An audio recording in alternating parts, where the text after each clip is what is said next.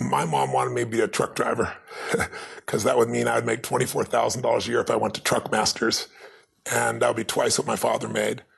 And she thought that would happen, but something inside of me said, I don't want to drive a truck. There's something else that matters more to me. And I decided I was not going to go for money instead of passion.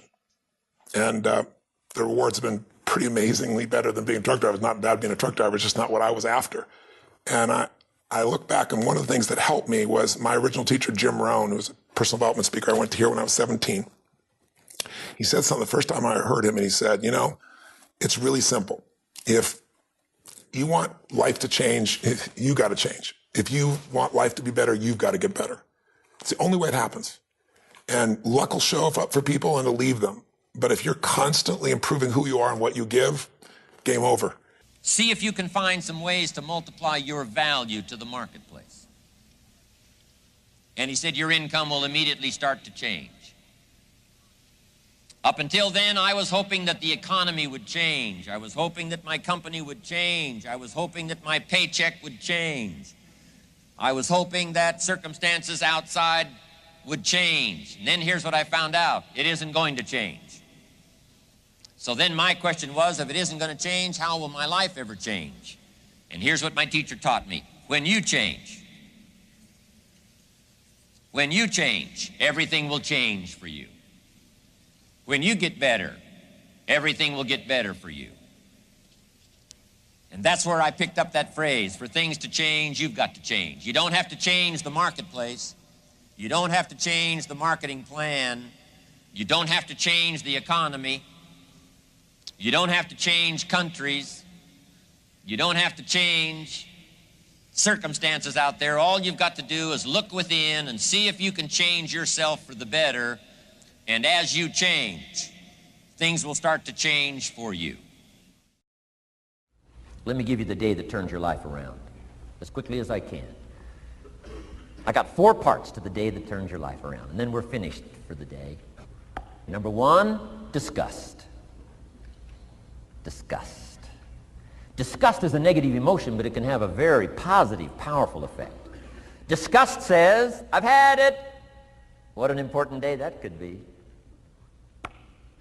I've had it. Wow. I met a beautiful, powerful, accomplished executive lady in New York. The company invited me to come in. This lady was the vice president, extraordinary lady. I got to know her and I found out her story. I said, how did you get here? Big income.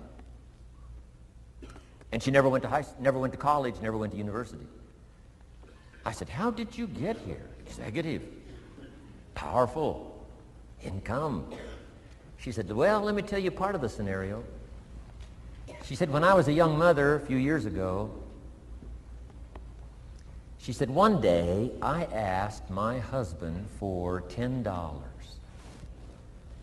And he said, what for?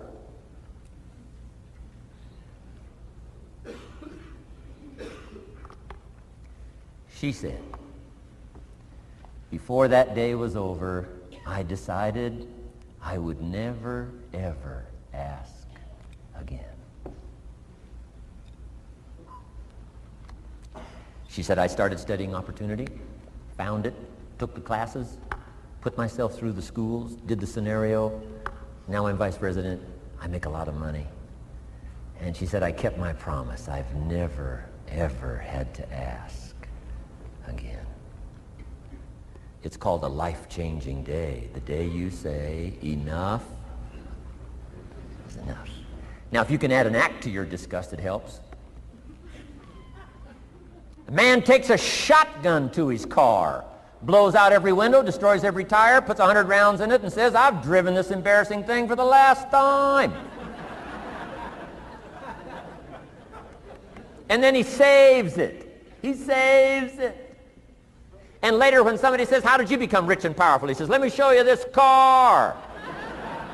One day I'd had it up to here, I blew it to smithereens. Enough is enough. Powerful. Here's the last 3. Next is decision. Decision making is a life-changing day. If you went home today and in the next few days cleaned up a list of decisions, it could furnish enough inspiration for the next 5 years, 10 years. What an inspiring day, the day you can bring yourself to decide.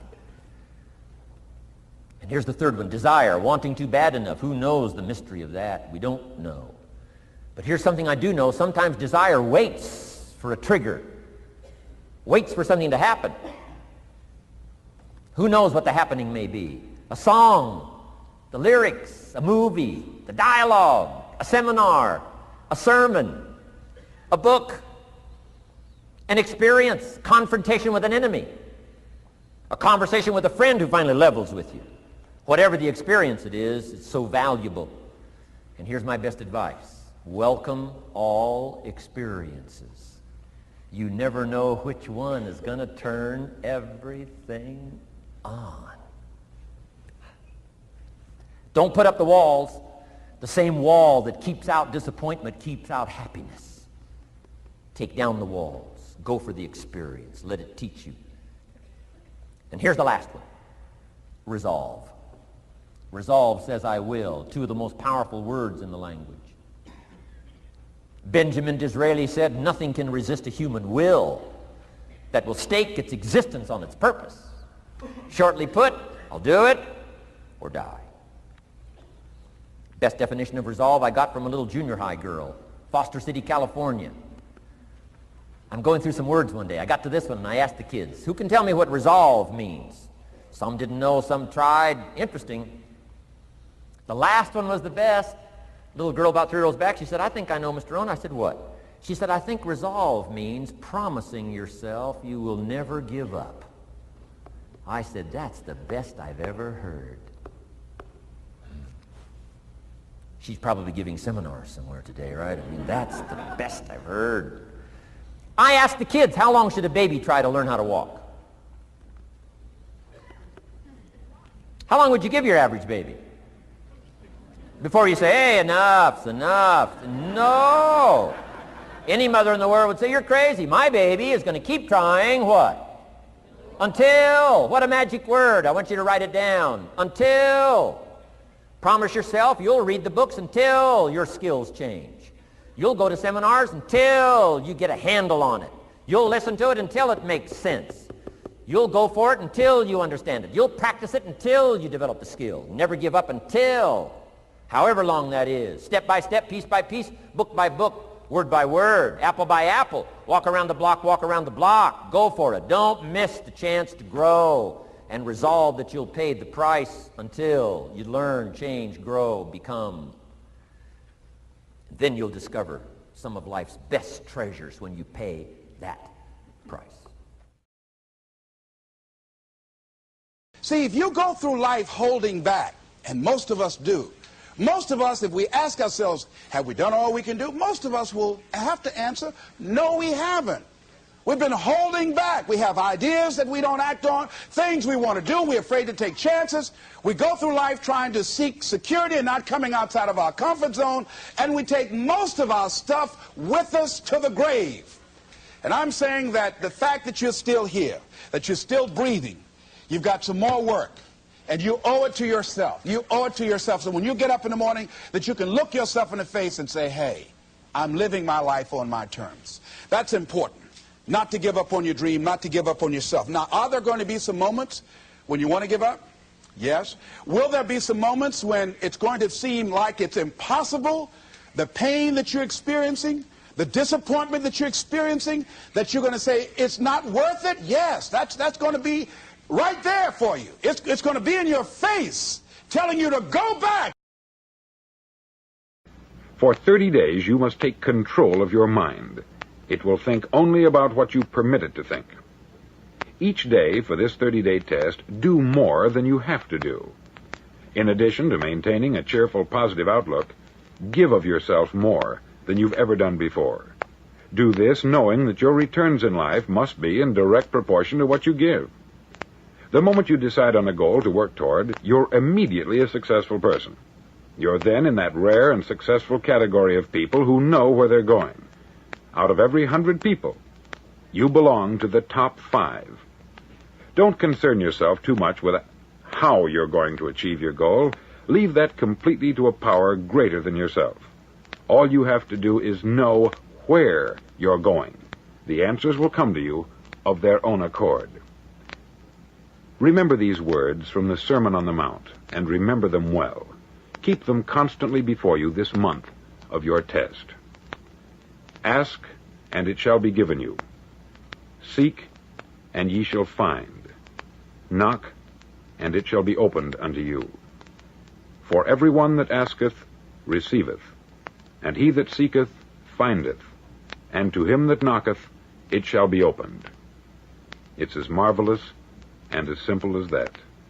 In fact, it's so simple that in our seemingly complicated world it's difficult for an adult to understand that all he needs is a purpose and faith. For 30 days, do your best.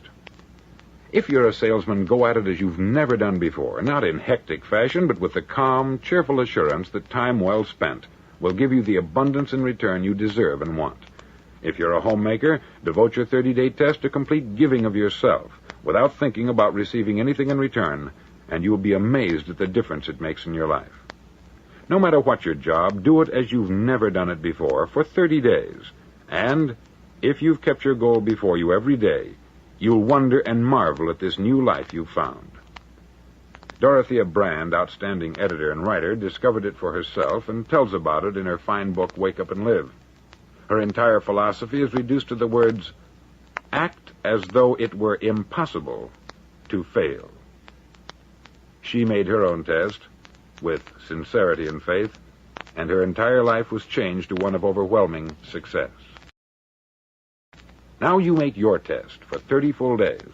Don't start your test until you've made up your mind to stick with it.